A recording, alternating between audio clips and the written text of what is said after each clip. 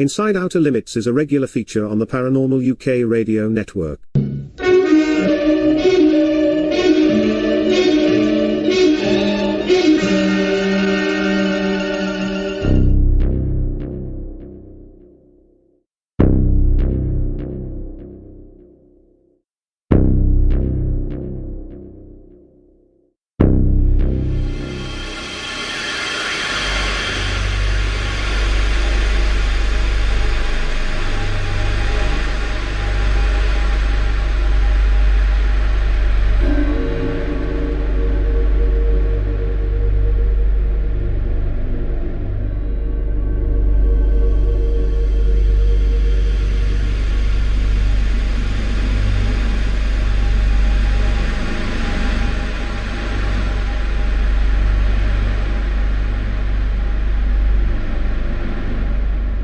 Neither Chris Evers, Philip Mantle, Inside Outer Limits radio show, Flying Disc Press or Outer Limits magazine endorse any of the products you may have heard advertised at the beginning, the end, or inserted into the middle of this show.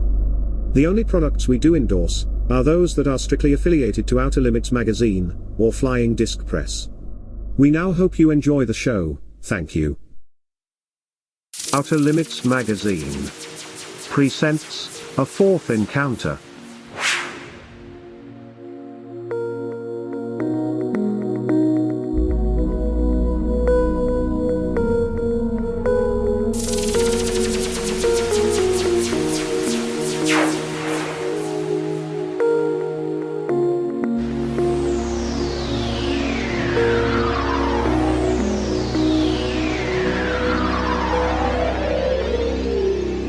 A Fourth Encounter. On the 7th and 8th of May, 2022.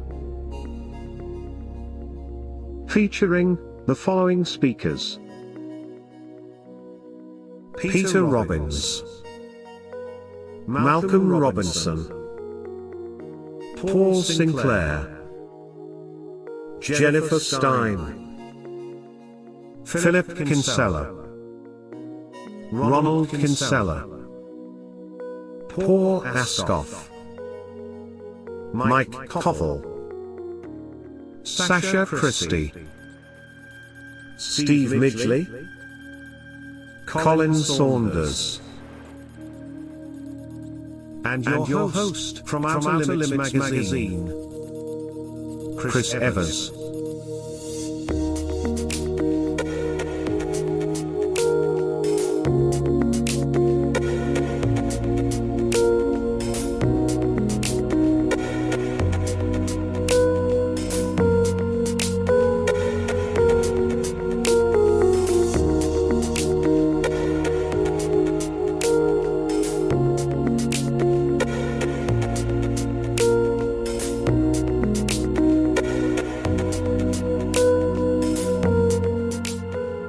Featuring previously advertised speakers. Please note, we shall endeavour to include all advertised speakers at this event. But, if government guidelines prohibit their travel and attendance, we shall run the event with a full list of only UK-based speakers. Also note that you may be required to prove your vaccination status to enter the building and attend. We will follow government guidelines. Therefore, it is recommended to check the OLM website on a regular basis, where tickets can also be purchased. We look forward to seeing you at our A Fourth Encounter event.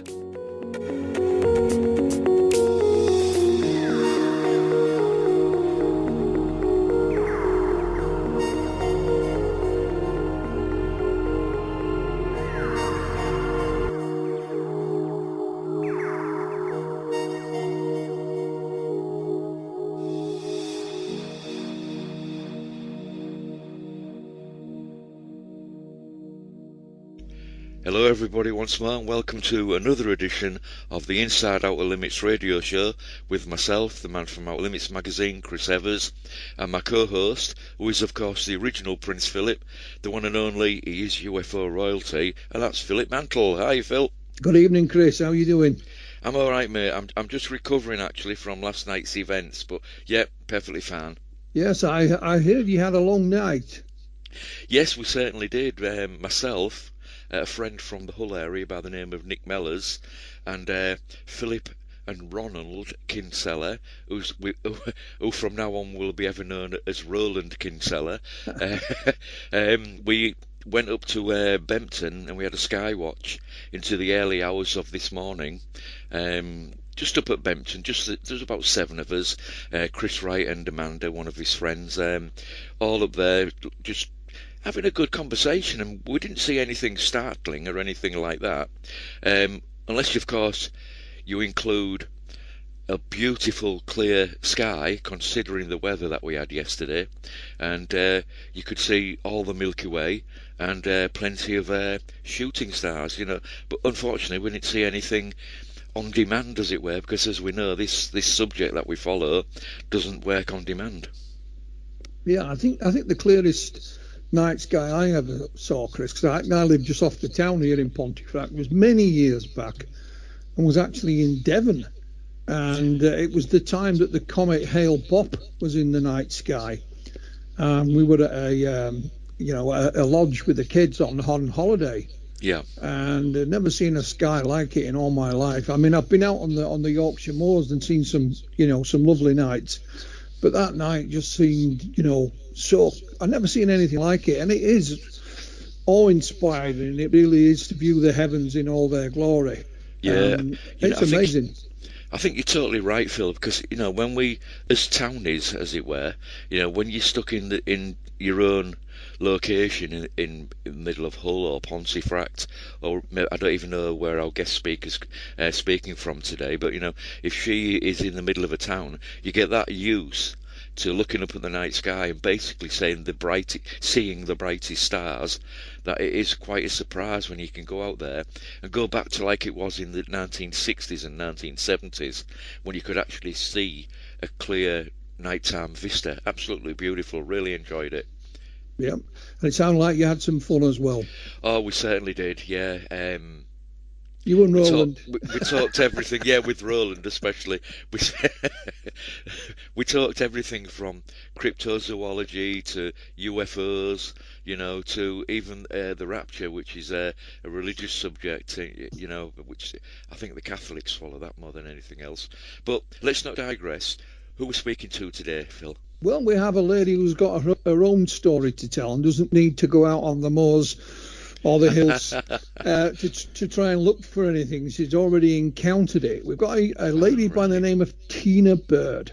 Not going to say any more than that, because I want Tina to tell us a story in her own words. And I believe I'll either get this right or wrong. I know Tina's got a book in the making. I think it's if it's not quite out just yet, it's almost ready to go. But let's see, have our guest this evening. Tina, welcome. Thank you, Phil and Chris. It's very kind of you to have me on your show this evening. And I am actually from Southampton, in a city, but I do live near the shore and can see the New Forest from the local shore. So it's nice and dark at night here. Lovely. One of my colleagues, excellent. One of the colleagues I used to work with, I worked in the bank for a number of years. He was from Southampton, and it's a little story. I'll digress because it is funny. He worked out in Saudi Arabia for many years. He was a cartographer. He was a map maker, and he worked for the Saudi military. And he got contacted by a chap who was doing a book about Lawrence of Arabia, because Lawrence actually attacked one of the railway lines in that area back during the First World War, of course. And he asked my friend Roger if he could make a map that he could use in his book. So he said, yeah, of course. So in the credits, my friend Roger this is his claim to fame. He's on the same line as Lawrence of Arabia. And I said, well, Roger of Southampton doesn't quite have the same ring as Lawrence of Arabia, does it? but it was an amazing story. And the reason he lived in Leeds, he's even today he's a big music fan. Northern Soul, still collects the records and plays them. And he came to a Northern Soul event in the north and met his wife from Leeds, and the rest is history. But there you go. So that's Roger of Southampton. So that's my only connection to the town. So before we waffle on, Tina, tell us a little about them. Who is Tina Bird? Well, recently Tina Bird turned 50 this year, so half a century old now. But I live in Southampton, born in Southampton. I have travelled the world a bit, and I do like up north, by the way. I've met a few gentlemen. I met Gary Hesseltine up there at one of his conferences, and I'm building up there, and a lovely countryside up north. So I'd take that off to you up there. Got some lovely scenery. I work at a zoo actually at the moment, so I've been there a few years now, and I absolutely love animals. And as a normal person, I think that's had normal and some very strange experiences along the way. I totally have a claim to fame. I do the smaller books, and I grew up with my family and my brothers and my dad and something. And my first husband in the military, and my second husband in normal. And I love country walks. I love the sea because I live near the sea, and that's pretty great. I do live quite a boring life, but I've packed a lot into that life. And yeah, I don't know what more I can really say just about What do you do in the zoo, Tina, if that's okay to ask? Oh yeah, no, I run. I'm a supervisor of 10 catering outlets there, but they very secretly let me do sometimes go and see the animals. So I have on occasion fed some very endangered species animals, which I won't mention. And yeah, so I will go to see the animals every day. I get to meet about 3,500 people at the moment because we've reduced in numbers. Normally it's about 4,500 to 5,000 people. So I see a lot of people there. Yeah, I think I'm quite blessed in my job. I know it's just catering, but I absolutely love it to see all those animals every day. I get to speak to doctors there because we have doctors that work at the zoo, veterinarians, we have environmental doctors, and yeah, we have all kinds there, and you can attend lectures there for staff. They have very extensive resources at the zoo, so it's a very lovely place to work. I think I'm blessed just to work in Caton at the zoo, really. Yeah, I think great. I mean, it's the kind of job, I dare say, Tina, that no 2 days are the same. It's different every day. You get to meet so many people, like photographers, regular photographer that comes in, a gentleman, and the animals. You do get close to animals. They're beautiful animals, but again, well worth seeing every day.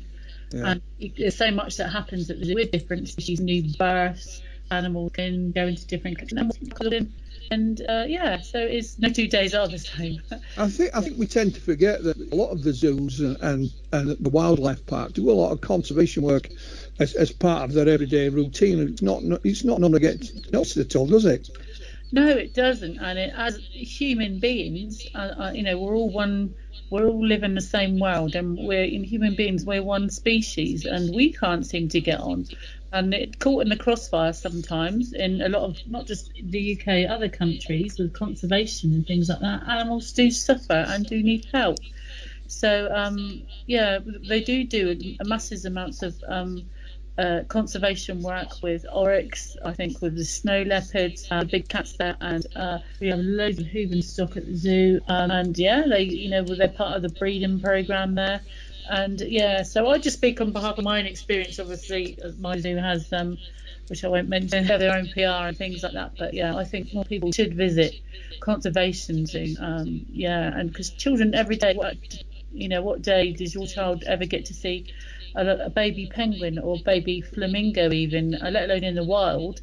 And you can just see rhinoceroses running about in a field with oryx and ostriches, and yeah, it's a beautiful place to see, and see snow leopards through the glass in their big enclosures up close. It's experience. Got thing like here, but we have a back garden. What my wife's thinking, what wildlife it was at, and it's like seeing from the before That's right, Phil. As photographers, be aware of them because they're a strange breed. They really are. Oh yeah, leave it out.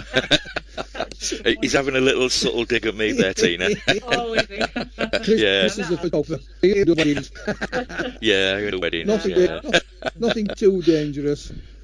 I think it is a neighbourhood thing. I'm just going to mention the birds because I bought a bird table yesterday in my garden, and I feed the birds, and I have a little friendly banter with my neighbour across the road. I can peek over his fence and see that we have a little bird walk going on as well. He has so many bird tables in his garden, but I've up the ante in my garden by putting mealworms out there, and I'm trying to get more birds in my garden than he is. So. I'm sure you'll do it. So, Tina, we've talked about what you do for a living, but how did you get involved in this strange field of UFOs? How did that come about? Well, strangely enough, that didn't come about till my late 40s. I mean, I didn't really want to talk about it or go into it. These strange things seem to happen through out my life, and it's people seem to think things like that now are all goodness and light, but it's been horrific and terrifying. I've had and it's been awful, and it wasn't until it got to the point that me and my partner suffered very serious health injuries and health problems stemming from this that I sought help. I was really concerned for my partner's life at one time, as was the GP hospital specialist. I didn't know where to turn to, so I just thought, I'd just speak to someone in this field. Obviously, I'd seen a bit of what goes on at TV. I was never really interested in it, but since what's happened medically wise to me, and especially most to the partner, you see someone you love suffer as a direct result of this, it's heart-wrenching, and you just want to bring it to light. Like if someone suffered from cancer and you knew someone was going to die from cancer, you'd like to something for them or raise awareness. And I don't think people see the other side of abduction or the whole truth about it. People just seem to see one side, oh, you're crazy or you want to be famous, and it's all loveness and light. And when you don't have nice experiences and it's something that haunts you, you don't want to talk about it, but it's something constant throughout your life that just seems to get worse. You want to put a stop to it, and you want someone to believe you, and you want something to help. So that's how this really came about. Well, that's why I wanted to talk to you this evening, Tina, because certainly for the last 2 or 3 years, the abduction side of the phenomena seems to have fallen by the wayside. And I know how it works. I've been involved for so long. At the moment, everything sort of military and Air Force, so far as UFOs is concerned, is in vogue. It's because of the Navy films and so on. And many other aspects of the phenomenon, including the one we're talking about with yourself tonight, of fallen into the shadows, which I think is a real shame. So can we go back in time, Tina, to explain you had no interest in the subject? Would you mind telling us, how it all started, what happened to you? The point of no return was the point where I sought help was. Well, can you start at the beginning? How it all started? So how it started? I was about 6 years old, and I knew nothing about aliens or UFOs or nothing. I was about 6 years old, and I just woke up one night. I was always a good sleeper. I lived in Southampton with my mum and dad and my brothers, obviously. I was the only girl in the family. Go to bed as usual one night, nothing out of the ordinary, and something woke me up. Now, I just used to sleep with my bedroom door open. We all did. And my dad used to leave either the landing light on my mum or dad or the toilet light. So if we got up in the night, we could see our way to the toilet. Don't forget, this was the early 70s. So I woke up in my room, and I don't know what was wrong. It was a strange feeling. I never felt it before. I wasn't confused. I felt really alert, and I'm not sure why. I could hear my brothers lightly snoring, or my dad. I could hear all my family.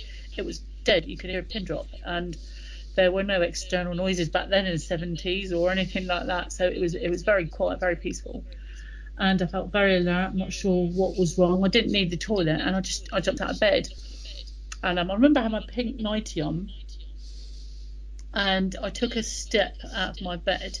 We had wooden floorboards back then, good old-fashioned floorboards, and I took another step, and I came into the threshold in my bedroom door, looking down the landing, and I was trying to listen. I was very still, trying to listen to see what had woken me up, and couldn't hear nothing. And all of a sudden, I took another step forward, and this beam of light, never seen anything like it before, never seen anything like it since, like that ever. And I was just stood there, and this light, this beam of light, it was so quick. It just seemed to, it shot down through the ceiling, straight down. It looked like it went through the floor, directly like through the house. And it filled up it was probably about 3 feet wide, probably filled the landing up just under 3.5 feet. The landing was about 3.5 feet wide, 4 feet deep. And it just shot through. It was like bright white light. And sudden, within a second, I presume it was a second, a giant face appeared in the light. And it seemed to fill the whole landing up. The light was just coming straight down, about 3 feet wide, just beam of light coming straight down. No sound whatsoever. And this face that appeared, the face was made of light, and the face must have been took up the whole space of the landing, so about 6, I estimate, about 6 feet high and in the same width wide. And it looked like, when I was a kid, it looked like the face of Father Christmas. You know, it had curly hair, eyes. It was a man's face. And as I got older, and like when I wrote, because it's something that's never left me, and it just looked, as I got older and I went to school and learned about history and that, it looked like Socrates or Socrates or something like that. You know what I mean? Like someone like a Roman or something like that. You know, one of these Greek gods. But more, I always remember as a kid, it looked like Father Christmas. Anyway, I stood there, I couldn't move for a second or two, and I didn't know what to do. I went to turn to run back in my bedroom, and the light shot forward, literally like it must have been milliseconds, because as I turned, the light seemed to overtake me for a second, and I just lost consciousness, passed out, nothing. I don't remember nothing until the next morning, and I woke up in my bed, and that was my first experience. So I must have been about 6 years old. So you were talking, so I was born 71, so it must be 76, 77. It's a year it was really hot, back in 77, 76. So I was 6 years old, and that was the first ever time. And then I didn't say anything to my mum and dad at the time, and it's never happened since. And I felt a bit out of place for a couple of days, but the memory seemed to dissolve after a little while. When as a kid, you're more interested in colouring as a 6-year-old, or back then you were, or going out on your bike for the day, and kind of person I know, really. And I put it behind me. It never happened again. But the image always stayed in my head. It's as clear as today as it was back then. And I started, so nothing really happened for a few years. So by the time you got a couple of years older, or 2, 3, I woke up again, the same kind of thing. I was in my bedroom, and it's like when I woke up, I feel very alert.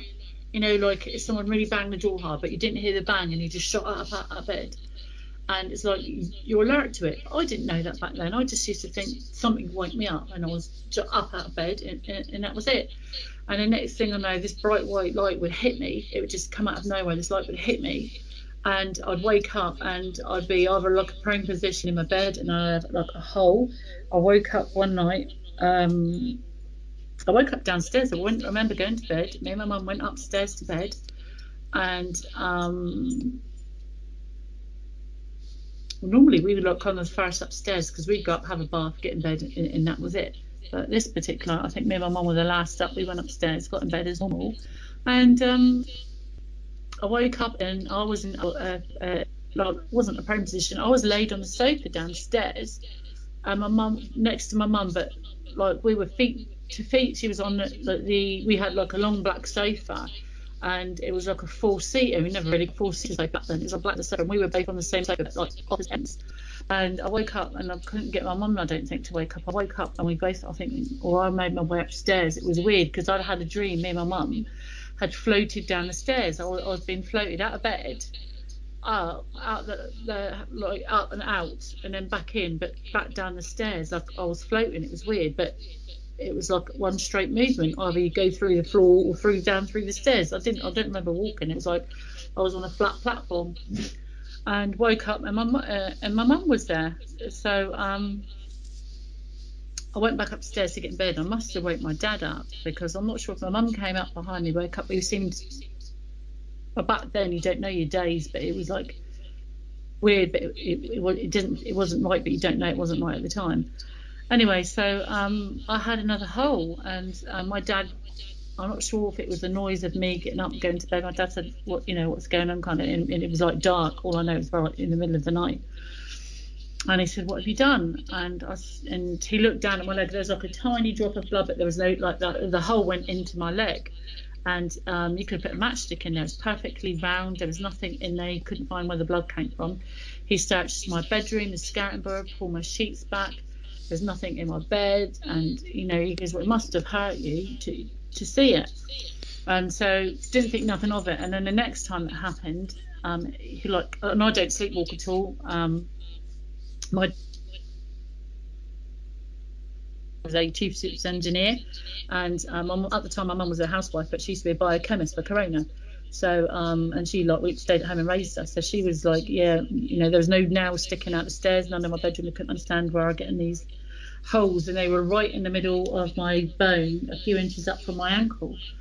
And then nothing seemed to happen apart from, I think it was about 2 months later that I woke up, and it's like having a bag over your head. You wake up, and it was weird, and I felt like I couldn't move. I felt like I was frozen, and the drilling of my tooth is terrible, like vibrational drilling. It was awful, and it was like a whizzy drilling noise, but it wasn't. It was very strange, and it felt like, when they if you've ever had a root canal filling. I never had one back then, so that's how it felt. And it felt like all my teeth in my mouth had crumbled, and it tasted like dry chunks, like dry powder of like chalk in your mouth.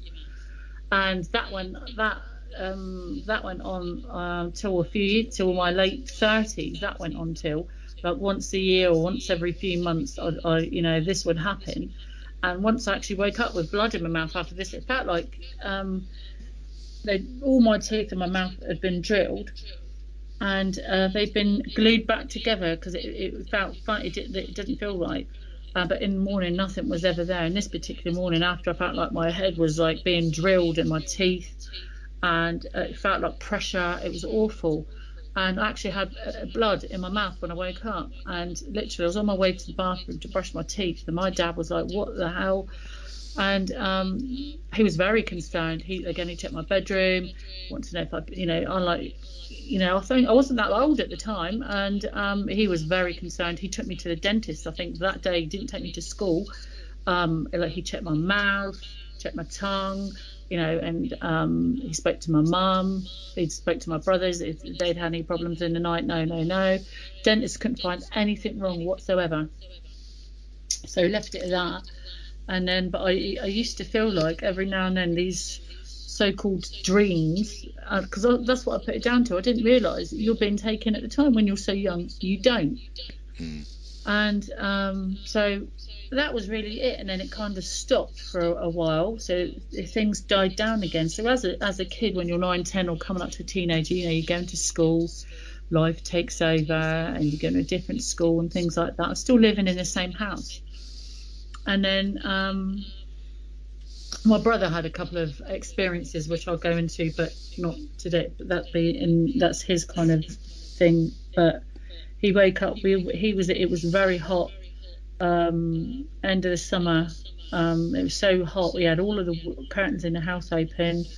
We had all the windows open, and it was dark. I remember it being dark, and I just heard my brother screaming, and he was screaming like a madman. Jumped out of his bed. He shared his bedroom with 3 of my brothers, and he said he saw this woman thing was looking through the window at him with this light, and he screamed, and he woke the whole house up. We all went running. He went running into my parents' room, jumped over their double bed, and he was shaking, trying to shake my dad. He couldn't move. He was absolutely terrified at what he'd seen outside. Can I just stop you there, Tina, please, if you don't mind? Yeah. I know. Can you just describe the area where you was living at the time, and what it was like? If it was built up, or it was in fields, or no? So where we live, my family still live in the same house today.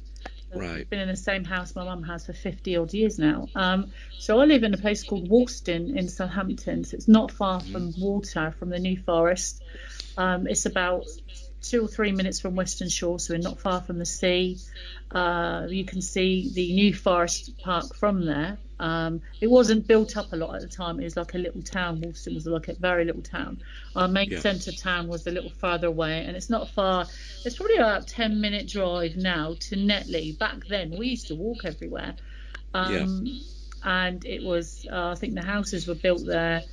The land used to belong to the Church of England, and I think hundreds of years ago it was like a grave, in the 13th century it was a graveyard thing. And there's a church there. It was a part of the countryside at one time, and it was like a very it was like just like a town at the time. Yeah. Was it were there many houses around you? Oh yeah, it was a street. Yeah. Just a normal British just street typically then. normal street. Yeah, we had neighbours. Okay. Car park not far from us, but yeah. Okay. So, sorry to interrupt you, but I just wanted you to set that because I think it's important to set that because of what you're actually telling us now about your brother. So please go ahead. Sorry about that. Oh yeah, no. So we all thought he was crazy, and it didn't at the time ring bells for me about what had happened to me. By then, I kind of forgotten. I was more concerned about the state of my brother, and my dad was very concerned. So he went round and shut the windows, as you can imagine. And to this day, he did a drawing about it, and he was very traumatized. I think the same thing happened. About 2 months later, he said it was the same being. It was he reckoned this thing was like 9 to 12 feet tall. It was chasing something, and he could see it. And when he looked out the window, it was all bright white light, and he wasn't in his room. And but anyway, to back that up, we thought it was crazy. Anyway, he refused to sleep near the window. We had bunk beds at the time, and we had 3 single beds in the room. So my mum and dad moved him to the furthest wall away from it, and he had the lights on in the whole house for months. He wouldn't sleep there. I think my dad took him to see a doctor. The doctor said there's nothing wrong with him. He's obviously experienced something that frightened him. So we put bunk beds up, and he slept in the bottom bunk, anything to make him a bit more secure. But 20, 30 years later, I want to say about 15, 20 years ago now, so my next door neighbour, Mrs. Bailey, I think her family came from the Caribbean somewhere. So she had an older daughter, Cynthia. By then, they was like 5 years older than us, six years older than us. If we were 10 at the time, she was 16. So she came to visit my mum. She was in her late 40s, I think, by then. And she was visiting her mum. They'd had a death in the family. She came down from Wickham or London area or somewhere like that to visit her mum. And she was upstairs in her mum's house. So me and my mum had got upstairs about 8 o'clock in the morning, 8:30. And my mum smoked at the time. I was downstairs and I was just having a cup of tea with my mum in the living room. And all of a sudden we hear this screaming next door. And I thought, Mrs. Bailey had gone out. The other boys that used to live there, her brothers and that, had obviously gone to work. And we knew Cynthia was in there on her own. So me and my mum literally dashed to the front door. We get to the front door. By the time we're at the front door, Cynthia is banging and screaming like a mad woman at my mum's door. She was shaking, and she looked really white, and she was traumatised. It took us a couple of minutes to calm her down, and my mum gave her a cigarette, and she was shaking. And when we did manage to calm her down, she said, Christine, Tina, you're never going to believe what I saw. She said, I was upstairs in my bedroom and I felt strange. She said, and I pulled the curtain back. And she described this thing to the T, exactly how tall it was, what it looked like, that my brother had seen at his bedroom window 30 years before. And she, at the time, we never told anybody about what my brother had seen and what had happened. So me and my mum were a bit freaked out by that. So, but that's what happened with my brother. From there, I had 3 days of missing time. I actually lost my job. I'd moved out after this point, and I was living with my boyfriend just a few roads away in near Woolston itself, right next to a school in Woolston. And I was working as a dry cleaner at the time, and went to work, come home. I was so exhausted and lived with my boyfriend in this bedsit. And I thought, come back. We'd had an argument the day before, and I thought, oh no, do you know what I mean? I thought, well, I'll have a rest before he comes around. I still had my uniform on and laid down. Next thing I know, I woke up and he was banging the door down. I could hear the landlord out there. I thought, oh my God, what's going on? I jumped up because I locked the door from the inside. I thought, you just have half an hour's kip. And my boyfriend's there, furious, screaming and shouting at me, "You've got the sack, you've not been to work." And I thought he was joking, so he was a bit of a prankster back then. I'm like, "I've been to work today. What are you on about?" I said, "Oh, shut up." He's like, "No." And I said, "Look, I've got my uniform on. I've been to work. I've just come home. I've just laid down." I thought he'd come round to apologise with the Chinese. Do you know what I mean? I just thought he'd generally come around and we're going to have a Chinese and have a good night and that. And then I spotted my landlord behind him. And he said, "Tina, are you okay? Do I need to phone the police? What's gone on?" I'm like, I've just come home from work. I don't know what you're on about. And I didn't. And when they'd calmed down a bit and made sure I was fine, and they'd phoned my brother, I think, and he said, "Well, you've got some explaining to do." And I've been at work, and he's like, "That was 3 days ago.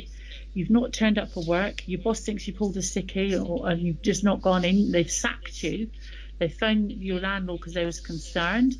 He's not seen you for 3 days. He couldn't get in because the door was locked from the inside. We were going to get the police to break the door in. Your boss has been phoning me for 3 days."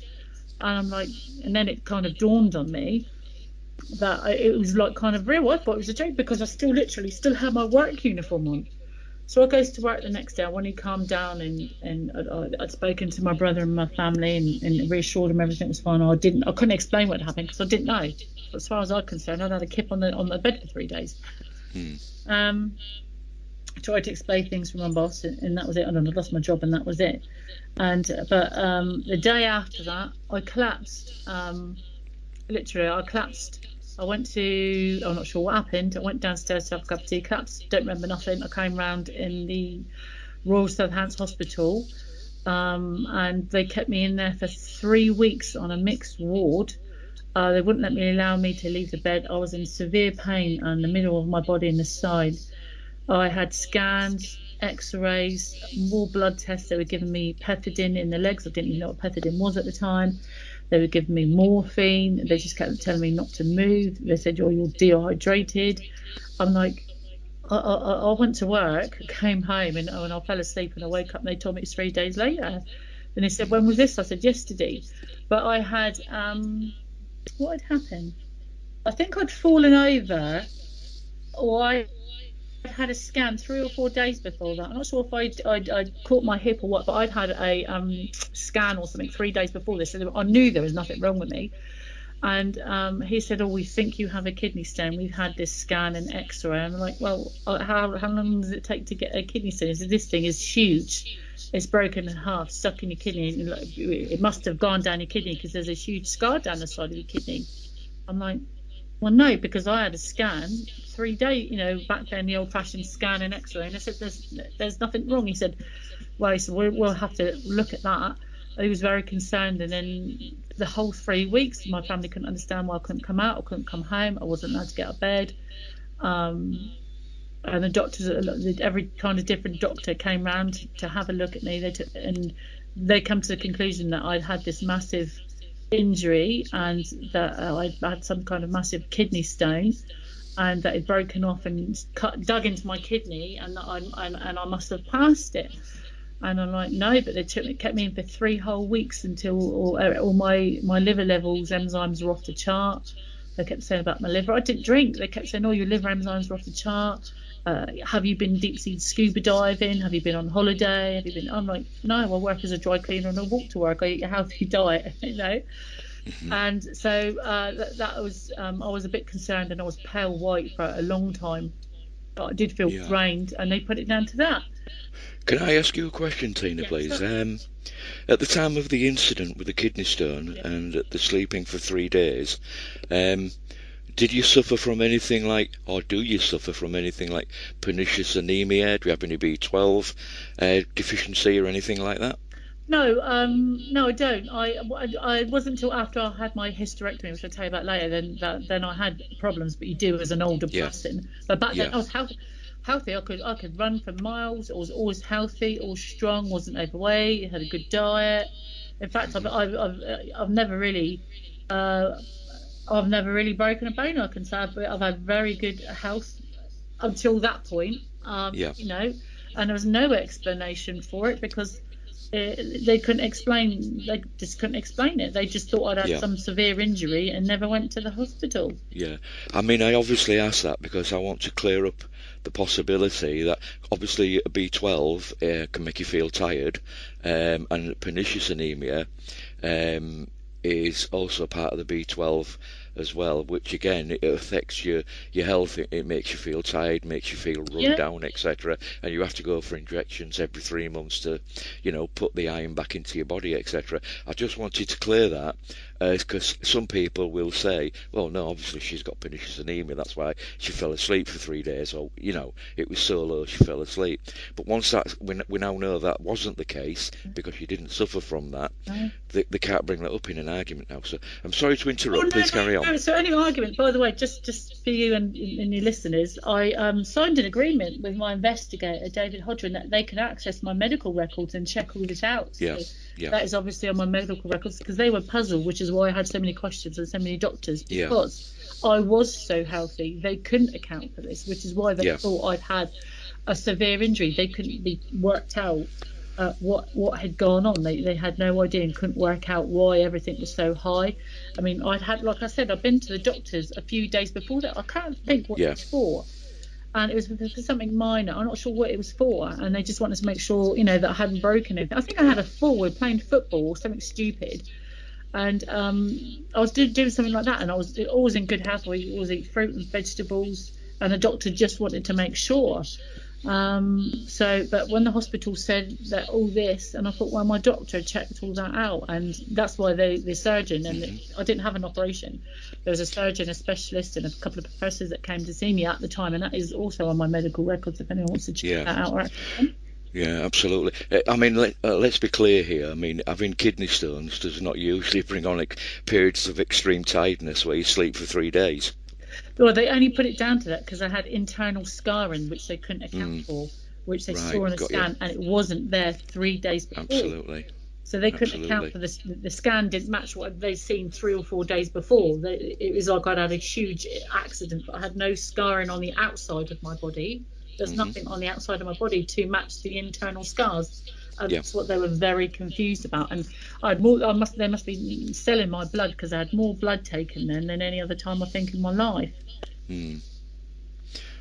Very interesting. I'm sorry to interrupt you, Tina. I just wanted to ask that. So, if people did come back with that, some kind of health problem, but we can say, no, I'm sorry, but that's not the case. Yeah. But it's all related to your ongoing experiences. So please still carry on. So from there, I just I'm one of those persons, you put the past behind you and get on with it, and kind of, I've always had a very good work ethic, so I was a bit disappointed about my job and got another job, and life continued. So a few years, what happened after that? I'm trying to get in chronology order for you. It's just like flying through my mind. So after that, I had a bit more drilling of the teeth, and I had a few. When I met my first husband, and I had couldn't seem to get pregnant. I had a few fertility issues, but I had one or two miscarriages, and I suffered severely with period pains and things like that when you're growing up. And what happened? It wasn't until really, I think I was married to my second husband at the time. I'll just skip ahead because it just stuck in my head. I was married to my second husband, and what had happened was I'd had a dream of flying. Oh no, go back, rewind, I know what happened next. I want to approach something now, you'll be quite interested. So my father got killed. It was very sad. I was 15, 16, about 1987, 6th of October 1987. And it was in the local paper at the time that my father was killed, and they said, local man murdered, and there was going to be an investigation anyway. So it was all over the papers at the time. It was very stressful for me and my family. And I went to bed. I was in my room, so I went back to stay with my mum, or I was at home. And I went to sleep, and I was laid down, face down, and I was hung over the right corner of my bed. I used to sleep right on the edge of the bed. So all I remember was I couldn't wake up. It was like I'd been drunk. I was drunk, but I I could feel I was breathing heavy, and it was like a blurred. Everything was blurred, and I had a terrible, strange feeling that I couldn't move, and someone was in the room. I couldn't speak. I could if I wanted to, but it wouldn't have made. I couldn't have made a coherent sentence. And it felt like something was in the room. I could see a black thing in the room, and it was a very bright white light. And now I started to panic because I felt I couldn't breathe properly. And then I don't really remember what happened. And I woke up. Now, when my auntie was there, all my family members there the next morning, and I looked terrible. I felt terrible, and I cried, and I was emotionally upset at the time. I was only a teenage girl. And I told my auntie, and my family was in the room, and she said, "Have you ever heard of a thing called sleep apnea?" She said, "Do you suffer? Have you ever had that before?" And I'm like, "I never had nothing like that before." And because it was different from other experiences. Now today, when people say, "How do you know you've been abducted?" and the difference between sleep apnea, one, I was under huge amounts of stress with my father being killed and my mum affected. I was devastated, and it was totally different from my other experiences. The difference between being abducted and sleep apnea is it's not blurred. There are times when it's blurred, but not like that. It's a different blurred, and that's mainly with the light. Other things you do see clearly, because for me, my eyes have been open and I couldn't shut them, so that's the difference. I see things very clearly, as I see my dog laying 2 feet from me now. And you can't think, so you're very restricted. And you don't know you can't breathe. So that's the difference. When you have sleep apnea, you panic because you know you can't breathe, and you know you can't move, and your body's reacting to the panic. When you've been taken, you can't react to panic, and you don't know that you can't breathe. You're not getting no signals, no nothing. So that is a difference, and that is a huge difference for me. So I have experienced sleep apnea only once in my life, and that was it. And that is the difference. So when people will ask you what is sleep apnea, no, it's not. Sleep apnea is a terrible thing, but the experience is absolutely nothing like being taken. So sadly, I can say that I've experienced both, and I do feel for anyone that suffered from that, because it's awful. But to know that you're like suffocating or you panic because you can't breathe, and that's the difference with sleep apnea and being taken. So after that episode, I'll jump forward a bit. I was, for years you can have nothing. It's for years, and I haven't. It's nothing to brag about. So years go by and it melts away from me, and you get on with life. And I had a dream. Now you can either get a run of a couple of days or a couple of weeks, and then nothing for years. And I'd woken up the night before, I think, and again I was alert. I don't know what it was at the time. I was foster, so I won't go into that, and I don't want to disclose any children's names. No, that's perfectly fine. Don't worry. So I was looking after children. So I woke up and I thought, oh God, I hope they're all right. And I don't know what it was, but it wasn't panic. It was the alertness. I like the alertness that, when you're alert. It's not scared. You're alert. So I jumped out of bed. I thought, oh God, we're not being burgled. And I ran straight to their room. Fine, sound asleep. And we had a big house at the time. Went out, put the lights on by the swimming pool out the back. We had a big back garden. The pool area was fine, so the kids, the neighbours weren't in there. Checked the house, it was all locked from the inside. Had a intruder alarm, wasn't going off. Went back to bed. Didn't think nothing of it. So the next morning, I woke up and I had a pain in my bottom, in my right butt cheek. I had this pain like I've been stung by a wasp or bee, and I could feel it in bed, and it got worse. By then my husband got up, he'd gone to work, and it wasn't like me to lay in, because I'm up at 4 a.m, 4 or 5, I can't seem to sleep. I'm up now anyway, so it was unusual for me to be asleep. Just woke up and sorted out the foster kids. They went off for respite weekend. But as the day increased, I was doing my stuff. This stinging never went away, and it seemed to pulsate and got worse. It was awful. It felt like by the time my husband came home, it felt like I'd been stabbed in the bum with a red hot poker. It was terrible.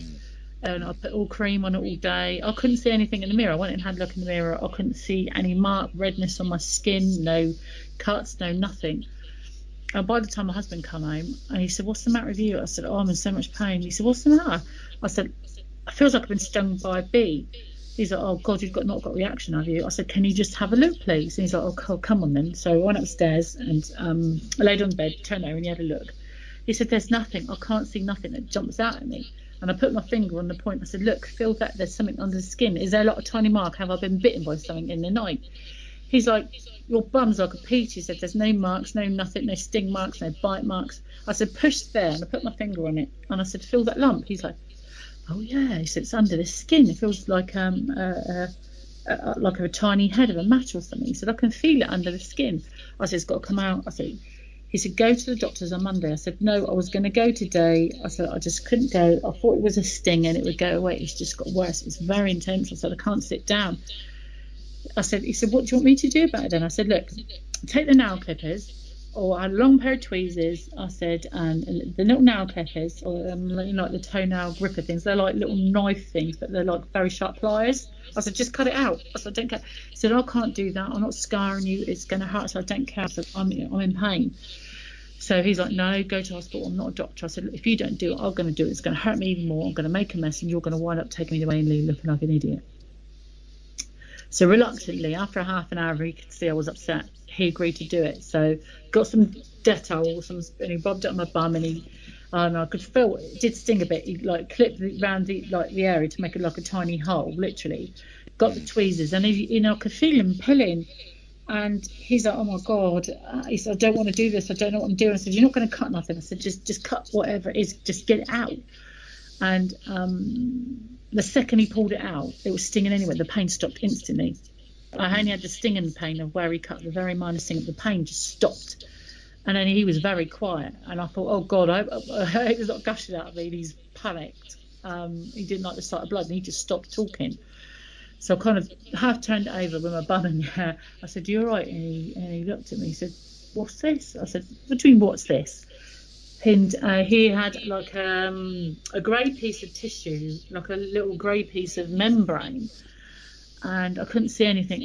And I said, "What do you mean?" And he said, "Hold on." Anyway, he dabbed my bum again with Dettol. I said, "Just leave it." I said, "It's going to heal." And he looked a bit shocked. I said, "What is it?" And he got they held it with the tissue with a little pair of pliers. And he got the tweezers and was kind of cutting it like a bit of raw meat. It was tiny. It was probably, you're talking, the bit he got out of me was like quarter of a postage stamp. It was tiny piece. And as he cut this like membrane piece, this silver thing, like a bright shiny, looked like a ball bearing. You know, as a kid, you used to pull ball bearings off your bikes and things like that. And when you was a kid, and the little cylinders and that. It looked like half the size of a match head, tiny little silver ball bearing thing, but it was stuck to this membrane. It was like chewy, like a chewy membrane or something. And he couldn't cut this little silver object. It broke the nail clippers, and it broke the nail, the old-fashioned things you used to have, like the nail clamp, like the small wire, the small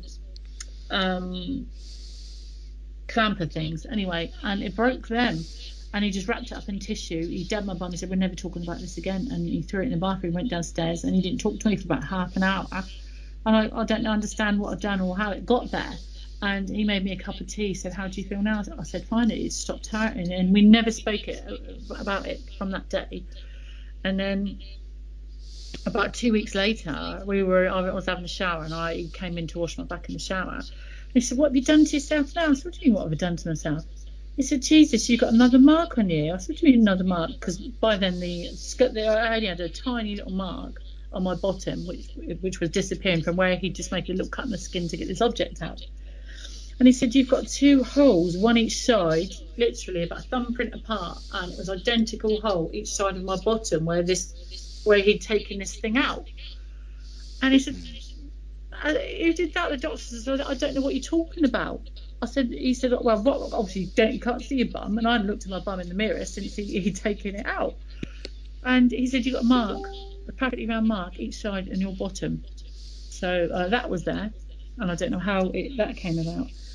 So that happened then. And then a couple of nights after that, I had the same thing. It was like a bright white light flash. When I say bright white light, it's not like yellow light in the living room or daylight. It's a different Pacific light. It is bright white light. There was a huge flash of it, and I remember, it's not you're waking up, it's that you open your eyes. So waking up is the wrong word. When people say, what happened when you wake up? I didn't really wake up. Like I want to say more that you come round. You're not dazed. You cannot move. So I was on this. I'm not sure because I could only look up. I wasn't on a bed. I couldn't really feel anything. I could only look up. I was frozen, but this time my eyes were open and I could just see this bright white light above me, but it was just enough for me to open my eyes. And all of a sudden I had this, now I call this the link. Mm-hmm. And I'm going to describe it to you now. So as a child, I remember having this grey mist appear in my head. And I didn't know what it was. Didn't know, but it was familiar to me. So if someone walked past you with like Christian Dior perfume on or Coco Chanel, and your mum used to wear it or your aunt, it reminds you of your mum or your aunt, but you remember the smell of the perfume. Very familiar because you recognised it but couldn't place it. So I recognised it, but I couldn't place it.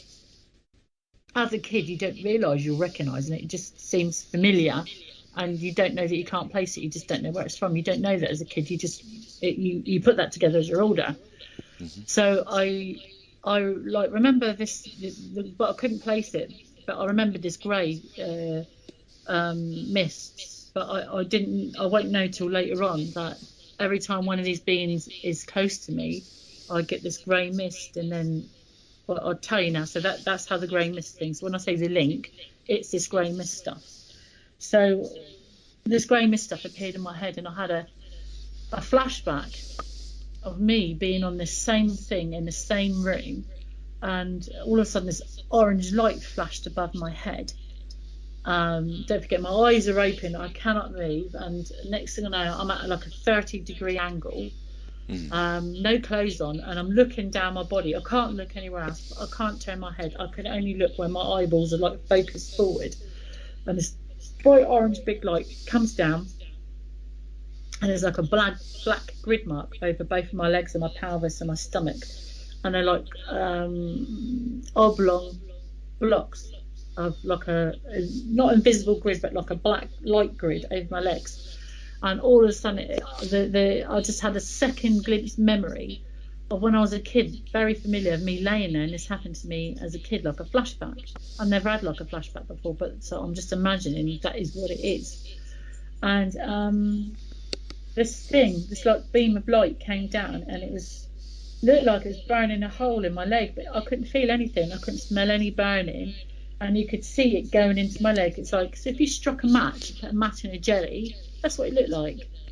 And it was going on in different parts of my legs, and couldn't feel a thing. And next thing I know, the bright got more intense, and I woke up in my room.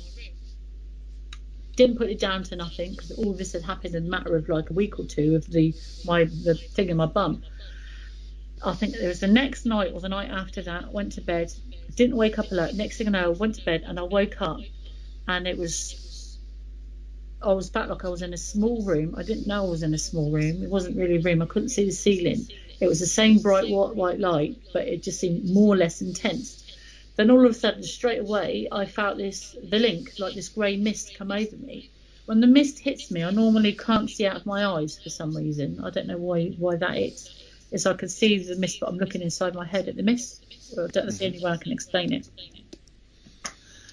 And then it went. It's like, I presume it's for a couple of seconds. I don't know. And then all of a sudden, at my eyes, I was back in the same room in this thing. This is the first time I ever saw it. This thing, it came over. So I'm laid back flat.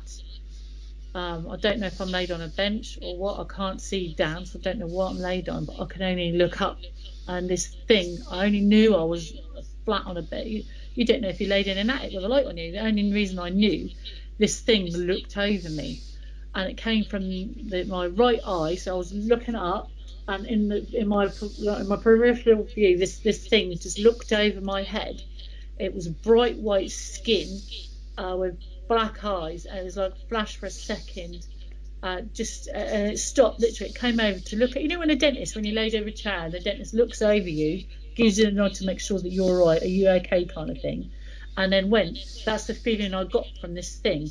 But I didn't recognise it. I just call it the one that knows me. I don't give it a name. It's never, communicated or nothing. It's just a being of this thing that knows. I knew it just knew me, and I felt fine for some reason. All of a sudden, I didn't. Not that I felt scared. I just felt more relaxed, and I knew I was going to be all right. I don't know how or why I knew I was going to be all right, or I didn't have an all right feeling. I was pretty numb. I don't know how I know that. And then that's what happened. And the next thing I know, it went bright white light, and I'm in this huge. When I when I come round again, this bright white light flash had gone, and I seemed to be in this huge place. Seemed gigantic, and I didn't know, because people say, well, how tall are these beings and that? Well, when something's looking over you, you don't know how far off the floor you are or how tall these beings are. I didn't know. And as the first time, like I said, I saw one when it leant over me, and then I was in this. To me, it looked like a black warehouse, because it was the bright white light made everything I see in this very, very black, because the light was so intense, so bright. And then something happened. I'm not sure what it was, and it must have been in a second. I was sat up at 30-degree angle. I've never been in my life, never liked to lay down flat, and I was sat up at 30-degree angle. By then I could see I didn't have any clothing on. Oh no, I didn't. Sorry, tell a lie. I had this. I can't remember. I think I had something on me that looked like a piece of rag, or it wasn't. It was. I'm not sure if it's meant to be a gown. It was something. It wasn't like we'd call a gown or piece of, or it looked like a bit of rag. That's all I want to say.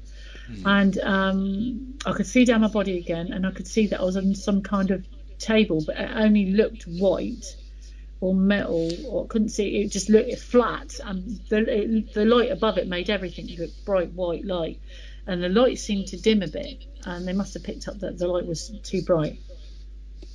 The next thing I know again, this thing looked at it, came like there's this movement I couldn't quite see, and then this thing came over my right side again.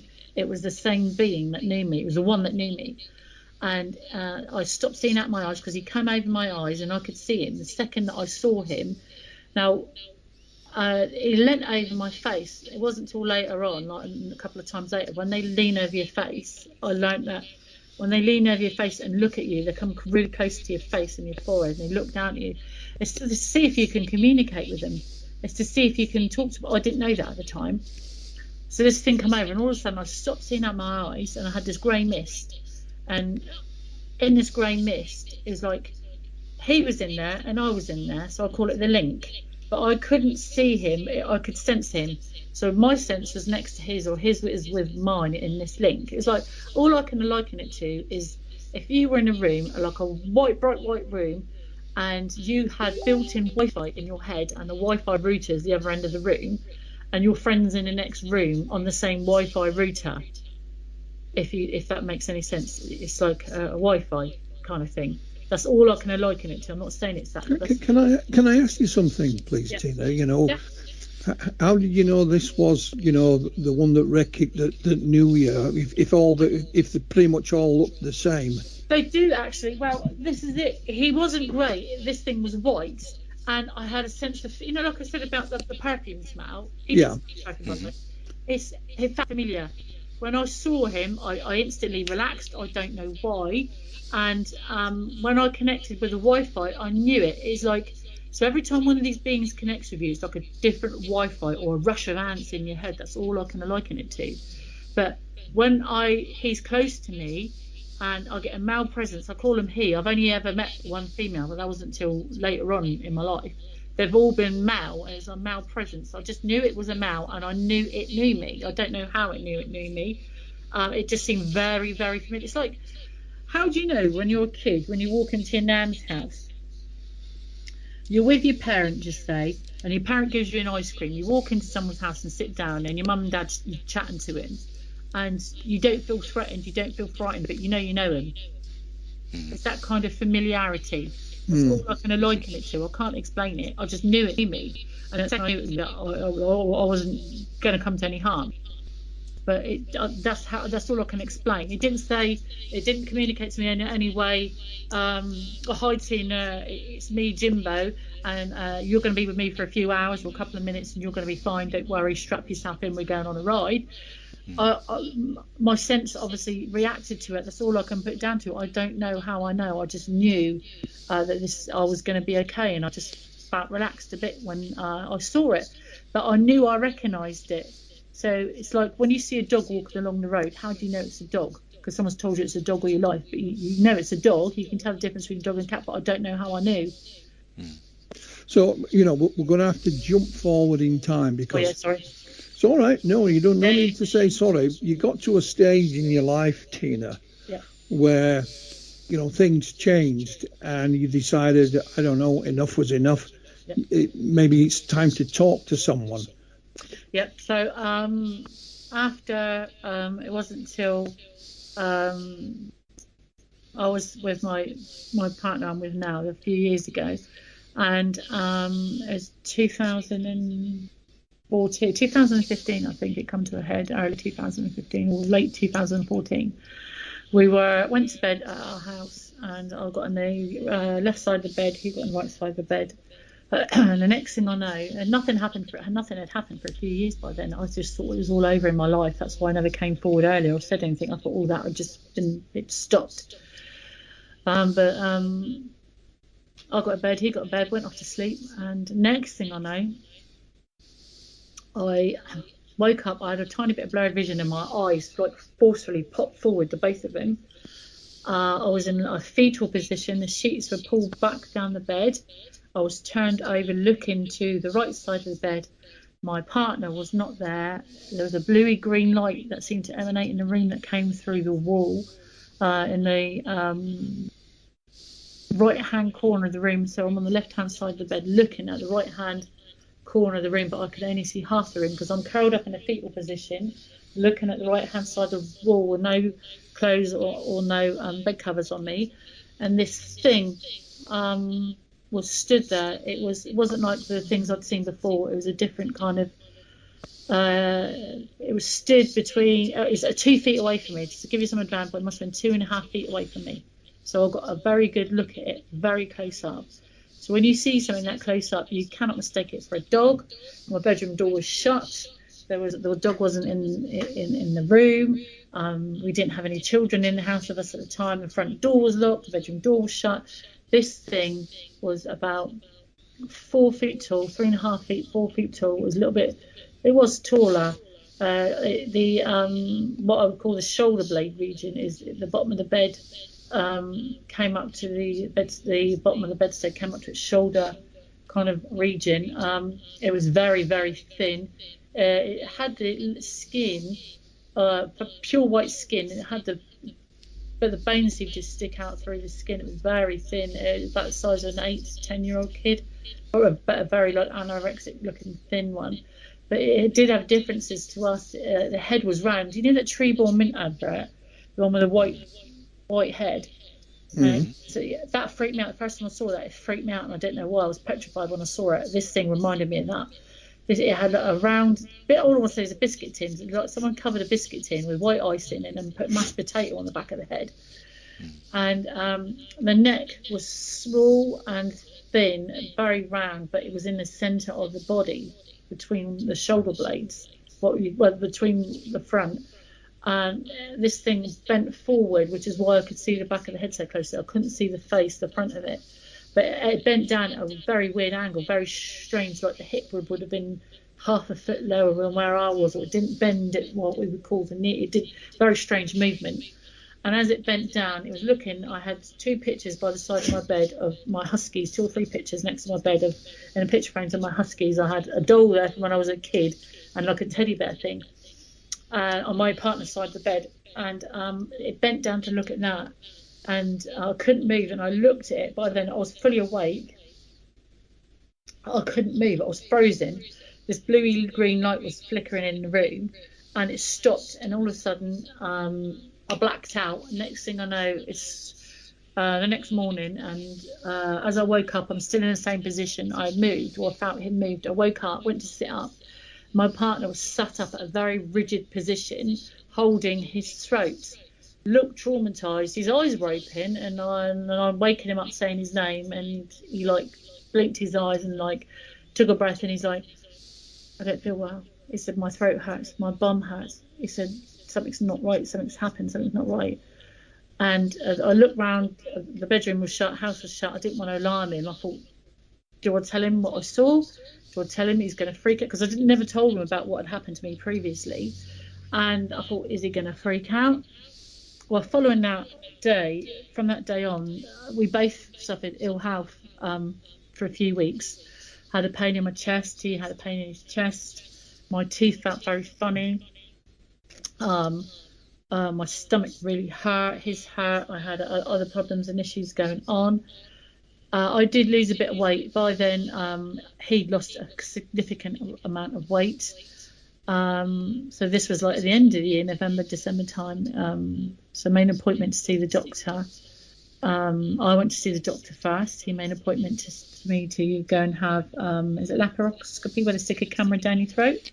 Mm-hmm. So my partner refused to go. You know what men are like. Oh, sorry, I shouldn't say that. But you know what men are like. No, I know what you're saying. Lad, yes. I don't know your wife unless it's man flu, Tina, we don't want to know. Exactly. So he's very much this. So yeah, I'm glad you're on the same page. So I go to the doctors. Not that I'm squinny, but and I got a very high pain tolerance apparently. But so I went to the doctor, said, look, I'm having these problems because I started to throw blood up. Like a few days before that, I coughed and I had chest pain. I was at my mum's house. It was like being sick, and this blood, a good couple of couples of blood went everywhere. And it's like something seen from The Exorcist. And my mum and my niece at the time panicked. I'm like, yeah, I need to sort that out. And well, from the mouth and the pain seemed to increase. So I went to the GP, sent me straight. I think within the following week, I went to see him say on the Tuesday. By the following Thursday, I had an appointment to see Dr. Brian or Bryce or Brian, something like that, at Southampton General Hospital. If you look on my Southampton case file, I included that in I gave it to my investigator, David Hodgren. And he was the professor and the doctor there, and he greeted me, said, hello, Tina, my name's, and we're going to do this. We're going to do it while you're awake because you've got high, don't need to put you to sleep for this. Going to stick a camera down. So take you in and strap you to a little table. There's a huge TV screen in this endoscopy unit now. And they like spray your throat, put a thing and lay you on your side, and they put this thing in, and you could see it on a screen in front of you. So a few people in the room with me and this professor who was performing it at the time. And he said, I heard you had some issues. We're going to have a quick look around. I'll be as quick as possible, and it won't take long, Tina. And if you find anything, which, you know, it probably might be a little cut or something, he said, then we'll let you know. Normally with these things, it's probably just something. Anyway, so as he's sticking this tube down my throat, I could feel it going down, try not to panic, and I'm breathing. And all of a sudden he says, oh, what's that? And all of a sudden, I was too busy focused on the screen.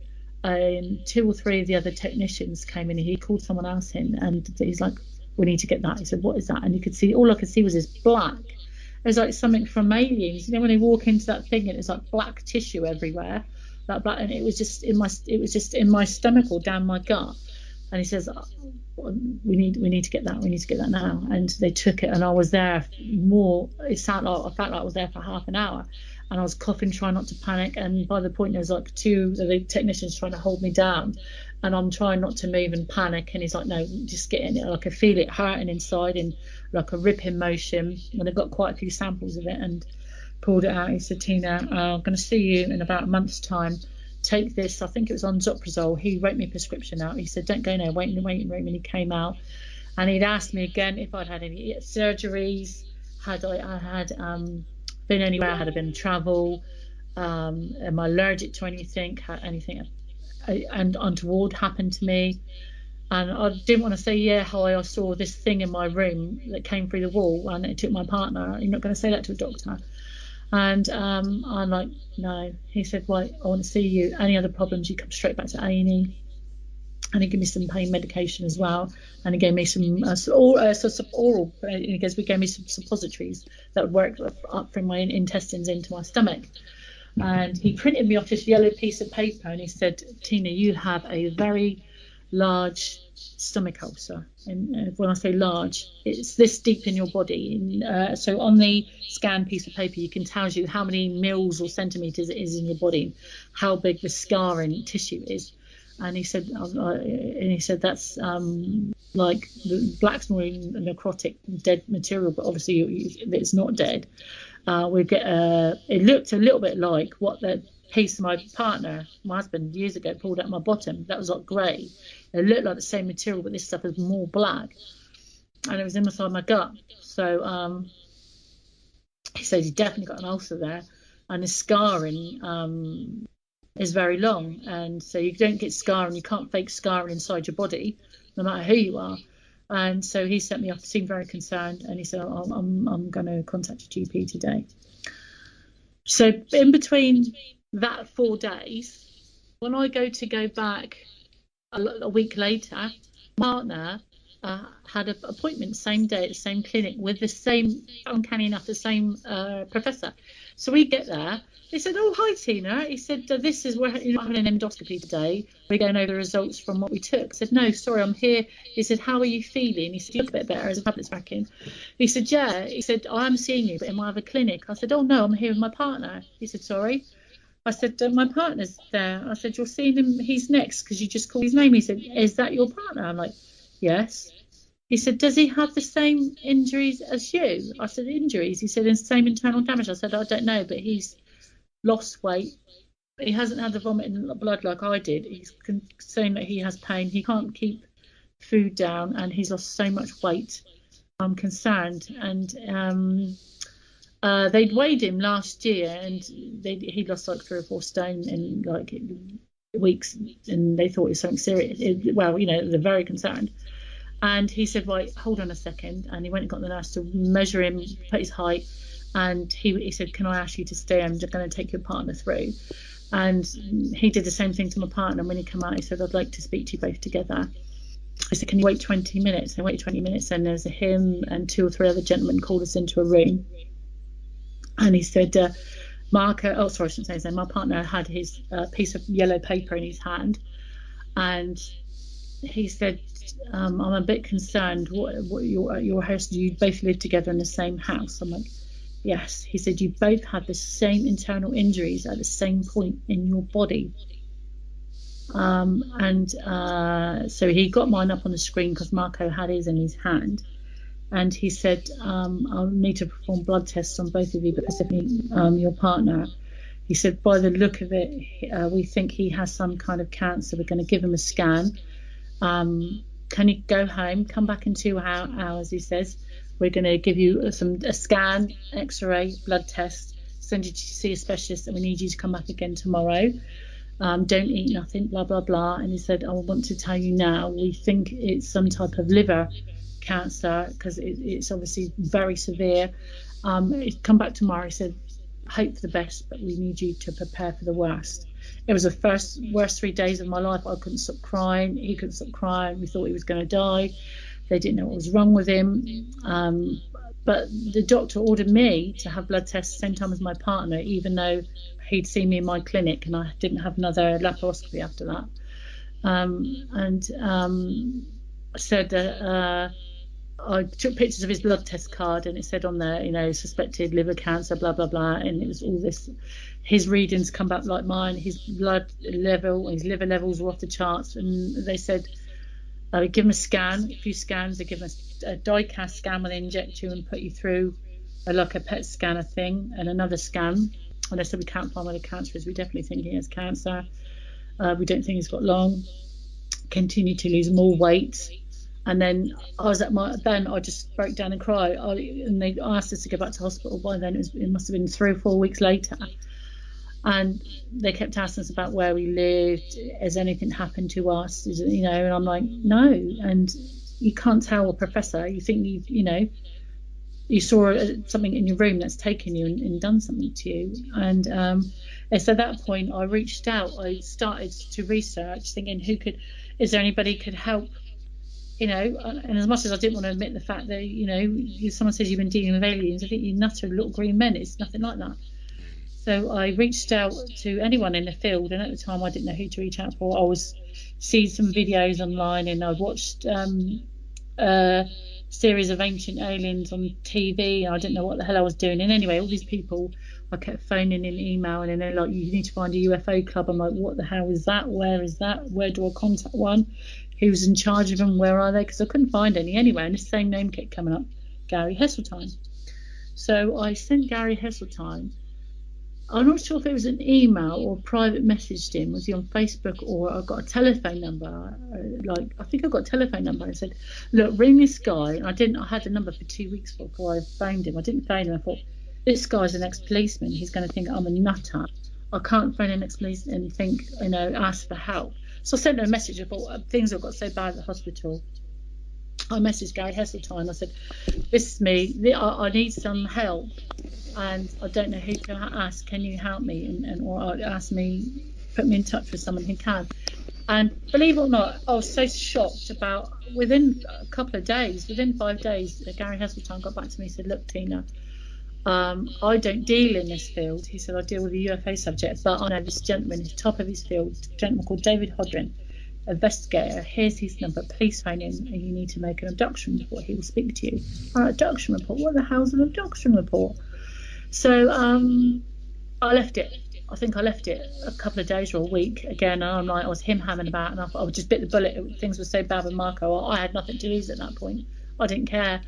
And I phoned David Hodrin, and we spoke on the phone for about 3.5 hours. Poor bloke, I chewed his ears off. And yeah, and women talk, good talkers. And, bless him. And he listened to everything I said. He said, yes, because I'll be happy. I'd like to investigate your case. He said, I think this is the biggest case since Travis Walton. And I'm like, who's he? I did get to meet Travis Walton actually later on. Yeah, we know David. We've had him on the show. We have. Yeah, he did say that. I was going to ask him to come on, but so he investigated my case, and he reassured me that he looked into it. He said he knew somebody in Australia who this happened to. He said he thought the man would recover, and he gave me the reassurance I was looking for, and he reached out to his contacts to see if anyone else could help or knew if anyone else that this similar thing had happened to. But things started to turn up within a year. By the end of 2016, 2017, we both finished our treatment for these ulcers. And David Hodrin went through my whole account. Because in between that, he said about the hybrid cloning program. And it wasn't until I had a hysterectomy, which they have all the medical evidence for that. And we're trying to procure it. And I gave David explicit written instructions. He could contact the surgeon who performed my hysterectomy. Is recorded as well, so we're still trying to get hold of the tapes for that. And so I went to I was having these problems, and I went to have a hysterectomy. Now, before all this, one of my incidents was that I was taken one night, and I woke up in this room, and I was being controlled from behind. I'd never been allowed to walk around a ship, what I'd call a ship or an area before. And I had this rag on, and I was allowed to walk, but it found like I was being controlled. There were loads of beings behind me. It was a different link. In each ship, it's the same link, but it's different. It's like a different flavour or different taste. It was a different link. There was loads of them there. The one that knows me was controlling it all. He was either controlling the link so I didn't learn too much in their link, or it made it easier for him to communicate to me. I don't know. But he showed me all these pods. They're about 2 feet tall, black pods. I just thought they were black pods. It looked like, remember in the 70s, you ever had those coffee cups that were black when you put coffee in them? Or tea, they look like black glass. These pods look like that. And when I went over, this little one, what I call like a jelly baby one, if you put them all in a row, they do look kind of similar. You couldn't pick them out. If they were all the same, and do some have different skin tone, but not very many. They all look kind of the same. And it ran forward. They were so quick, these things. I can't tell you how fast these things are. They're so quicker than any human, like 5-10 times quicker than a human. It was so fast. And it just, before I knew it was in front of me, and it was protecting it. I knew it was male, and it did not want to approach me, and it saw me as a direct threat. I picked that much up through the link.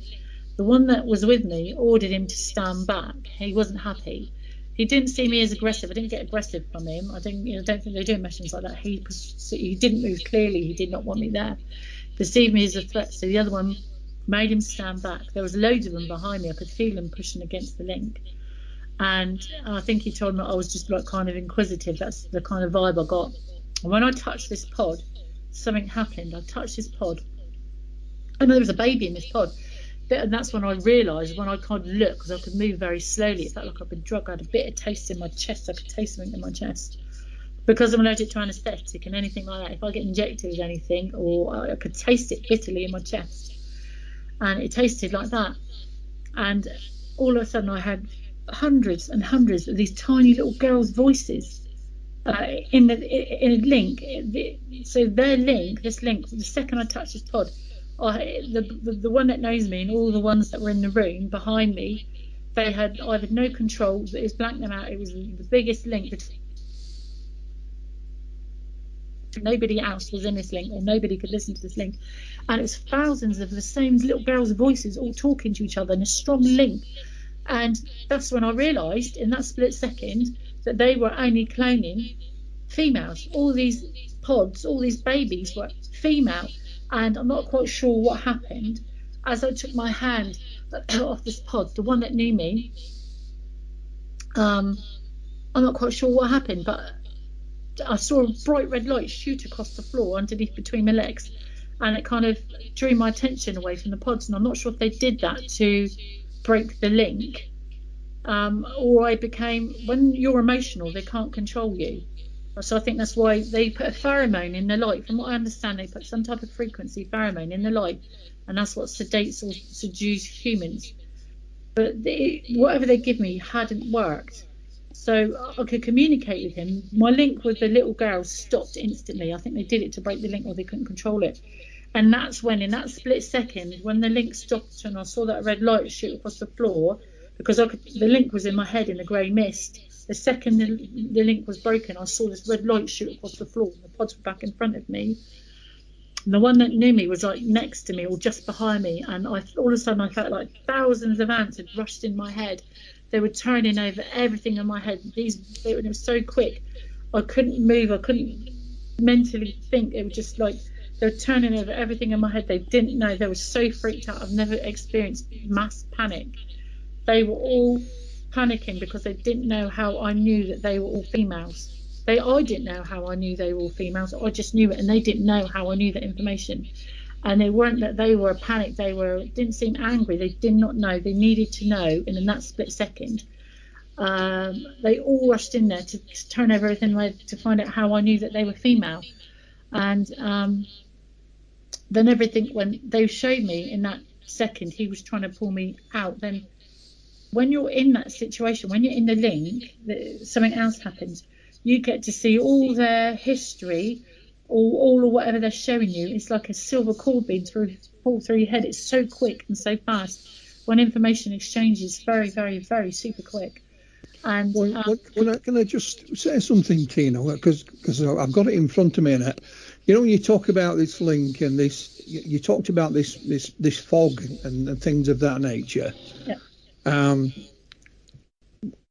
I've got in front of me a copy of your book cover. Yeah. The book's called The Bonded, yeah. The Truth About Alien Abduction. And there's a kind of a mist or fog on that. Is that coincidence, or is that... Yeah. No, well, what it is, it's probably a little bit both. When my family found out, because I never even told my family, I never told anybody in my life, never told anybody.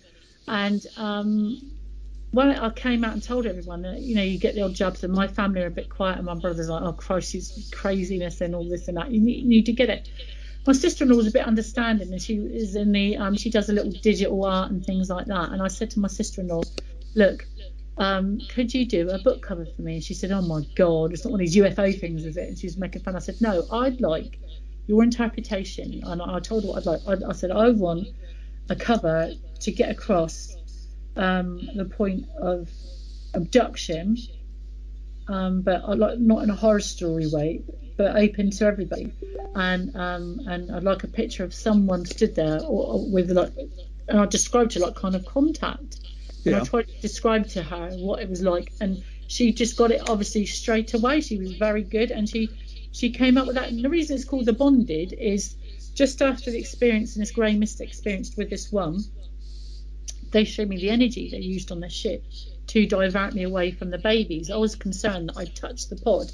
It was cold, and he said, no, see the red light in there is keeping the babies warm. Anyway, I was yanked back to this bed, or this metal table. I was yanked back to that, and I was on there, and they brought one of these babies. I'm not sure how they got it out of the pod, or if it, and they held it in front of me, and they never told me what was going to happen. They just, like the one that knows me said, like, you're on your own, you won't be allowed to move, and it's going to happen. So I didn't know what was going to happen to me. Next thing I know, the one that didn't want me there had this rag that was similar to what was over the middle of me, and he's at the foot of the bed, and he pulled this rag back, and he held this bright pink baby up, bright pink she was, and he pulled like this rag or cloth off its head, like it had been wrapped up like a baby. And then I realised that's when I freaked out. It was me. It had the hair, the black hair. It didn't look right. The hair looked a bit crazy. And when she opened her eyes flickered. It was black eyes. It was me as a baby, but with their eyes. And then I freaked. I'm not sure what happened. I was yanked back down in a second. It all went bright white light. And next thing I know, when I came around, I was flattened. I think when I'm in a panic state, they can't control me. And I'm not sure how long I was there for.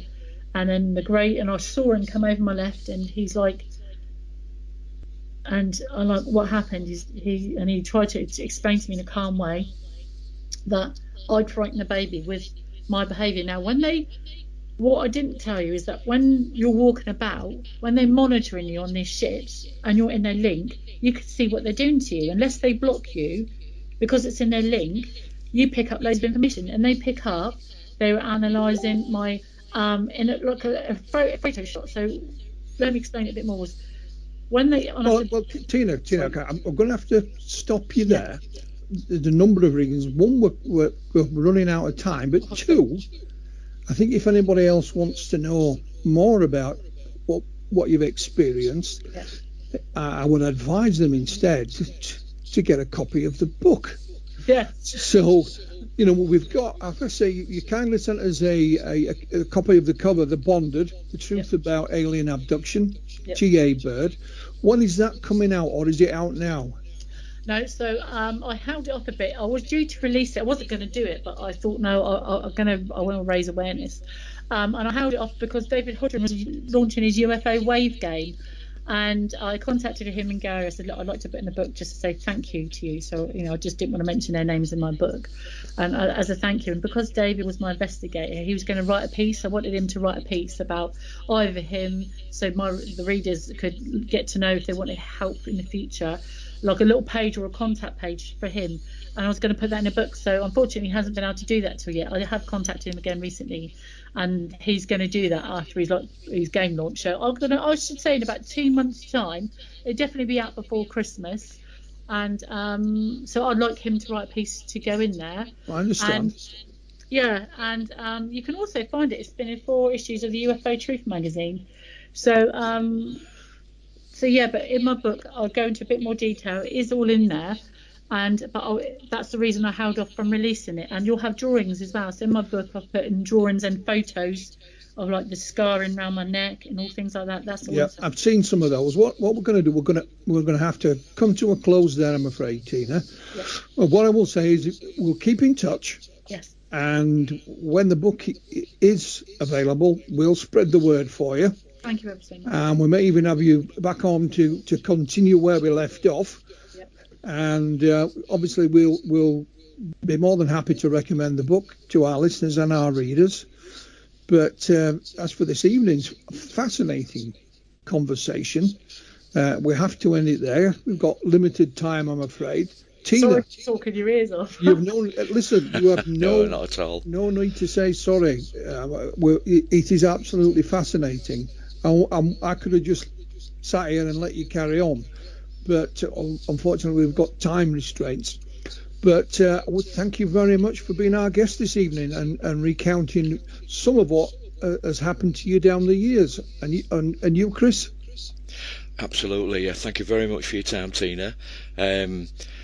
If people really want to know what's been going on with Tina, I echo what Phil has just said. Get a copy of the book when it comes out. absolutely fascinating lifetime of experiences, and we've covered very, very little of it, to be quite honest. So Tina, thank you for joining us on the Inside Outer Limits radio show. We wish you very well for the future, and you know, as Phil says, when the book comes out, be aware we might get you back on. Thank you very much, Philip, and thank you, Chris, for having me on your show tonight. It's been great, and sorry again for talking your ears off. That's Southern as a name for that, but thank you very much. It's been great. Thank you for having me on your show, guys. No, it's our pleasure, Tina. I can assure you. Our pleasure. Yeah, our pleasure. Good night. Good night. Bye-bye. Thank you. Outer Limits magazine presents A Fourth Encounter.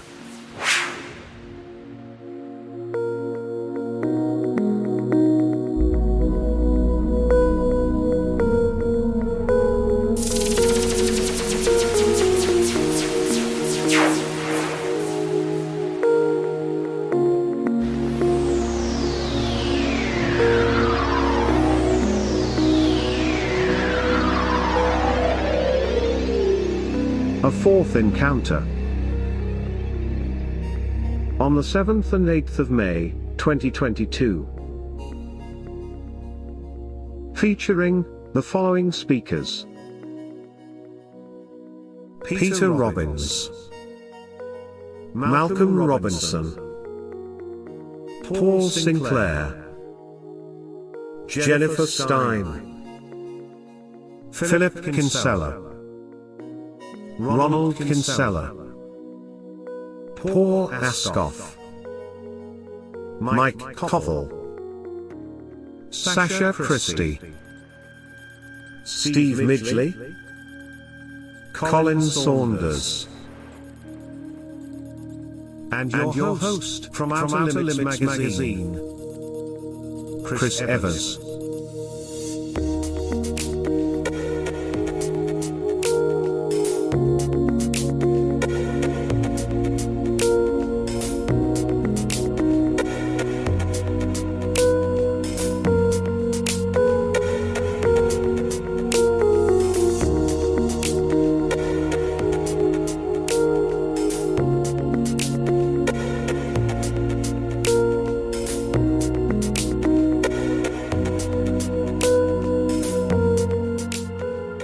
Featuring previously advertised speakers. Please note, we shall endeavour to include all advertised speakers at this event. But, if government guidelines prohibit their travel and attendance, we shall run the event with a full list of only UK-based speakers. Also note that you may be required to prove your vaccination status to enter the building and attend. We will follow government guidelines. Therefore, it is recommended to check the OLM website on a regular basis, where tickets can also be purchased. We look forward to seeing you at our A Fourth Encounter event.